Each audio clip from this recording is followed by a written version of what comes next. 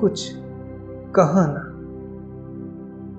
100 जन्म के साथ आपन, सांस के धड़कन से जैसे, आस के जीवन से जैसे, कैसे कटनी जीवन अबले, शाम के जोगन के जैसे। झूठ के पर्दा जन खोजा सच कहा ना, कुछ कहा ना, कुछ कहा ना। जाने नी की थकल हुआ उम्र के लम्हर सफर में, सांस नीहर डसते शहर से, कुछ आस से कुछ आंसू से, भीड़ के गहरा भंवर से।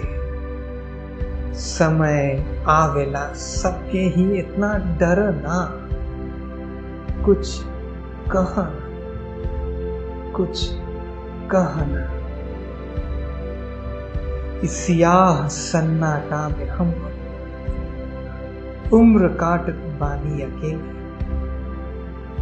सांस भी अब कांपे लागल, धड़कन भी ले रही। इतना लम्हर और तन्हा जिंदगी गुजर रहल कि दूर मीलों दूर चमकत तू लौ कौनो बुझा।